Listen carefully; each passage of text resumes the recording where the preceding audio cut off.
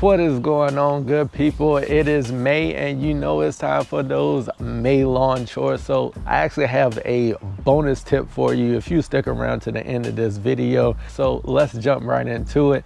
Spring has sprung, spring flush is here. People are greening up, the grass is growing, we are mowing and striping and taking pictures, everything else. So I hope you are enjoying it, but the first thing is gonna be fertilization. So as we're in the spring flush, we want to make sure that we are giving the lawn decent fertilizing. And what I'm meaning by decent, I'm saying anywhere from a quarter pound to a half a pound in. And I actually went down with my first granular application for this year. I decided to go down with what we call that Bismol, because it actually reminds us of some Pepto-Bismol a little bit.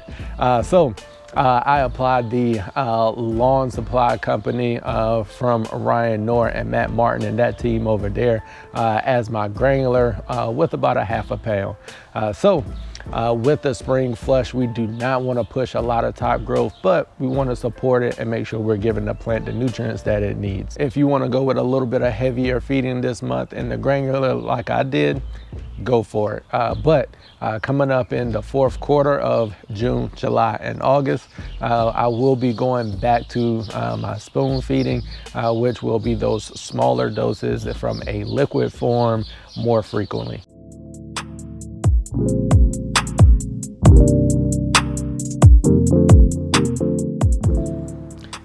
PGRs. So we're into the month of May. We are in the spring flush. If you're going to be getting them down, May would be a good month if you haven't already. So what is a PGR? So that is a plant growth regulator. There are many benefits to using a PGR. I do plan to come out with a video with a little more detail about PGRs. So be on the lookout for that. But this is just an overview of a PGR, and maybe you want to take a look into it. So some of the benefits of using a PGR is going to be increased color. We all like that.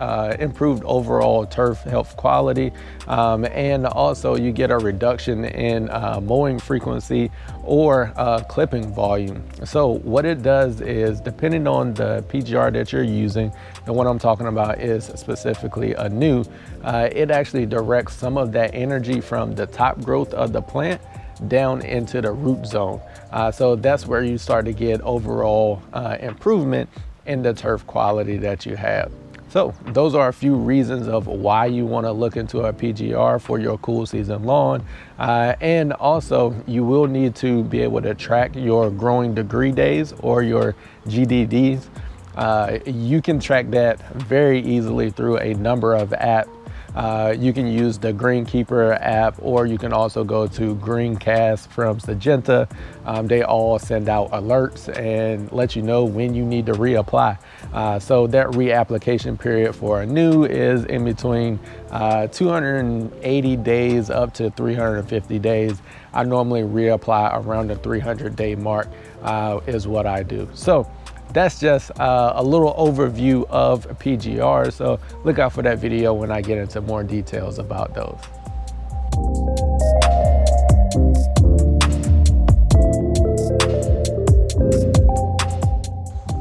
Man, it is that time of year that we need to start being on guard and being on defense for lawn disease. So making sure that we're looking into our fungicides, we have them prepared, and we're making those applications. So when it comes to lawn disease, you want to make sure that you're looking at your environmental conditions. Those are going to point you into the direction of when you definitely need to be on the lookout. So remember the 150 rule. If your daytime highs and your humidity are above 150 or close, even close to 150, you are in an area for lawn disease to be present in your lawn. So you want to make sure that you're looking out for those. The next thing is make sure that when you're applying your fungicides, you are rotating the different frac groups. You will see, just like on the herbicides, there are different groups labeled on the front of your label of either the bag or liquid bottle that you're applying for your fungicide. And that'll let you know whether you're dealing with a group 3, group 11. You want to make sure you're rotating those throughout the season and you're not using all the same modes of action throughout the entire season. Just like our herbicides, using the same group will start to build up a resistance to those fungicides, making them less effective than if you were rotating them or combining them with different modes of action.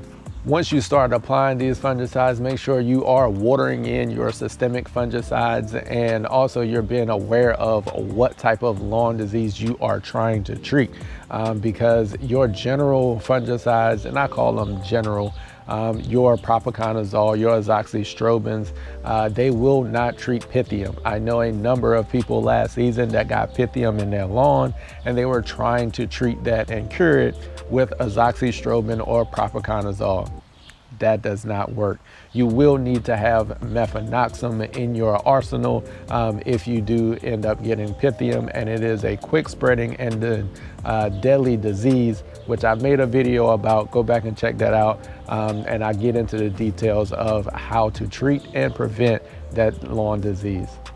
I've also received a question, can you use granular fungicides, and what is my preference? Again, I like using the liquids. The reason being, for me, they're easier to apply, they're more cost effective, and also they're quicker getting into the plant, therefore stopping or curing the disease quicker than if I apply a granular product. So my preference is to go down with those liquids, spray it out, be done with it, and get it watered in.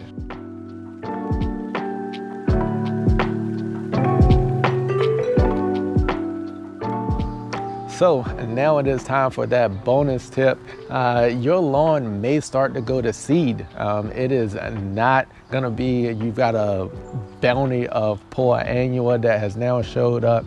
Your good healthy turf will begin to go to seed at some point during this spring. Actually, as I was out during my last mow, I began to see the seed heads start to pop up, and I thought that it was about time because the lawn actually starts to become a little stalky, and the color gets a little off. It doesn't have as vigorous and dark green color to it when it starts to go to seed. But rest assured, there's nothing wrong with your lawn. This is just the plant going through its natural life cycle.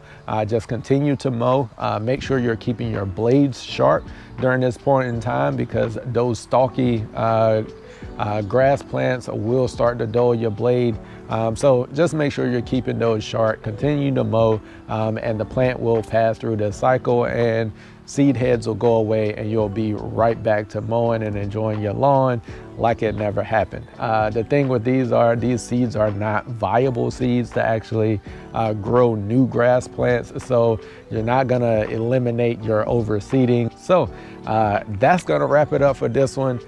These are the May Lawn Chores. Hope you enjoyed them. Make sure that you're getting out there in the lawn, you're keeping up with your mowing and fertilization and just those cultural practices. As temperatures start to rise, we will want to start getting ready for watering our lawns. So that's a little tidbit of what's coming in the June lawn chores video.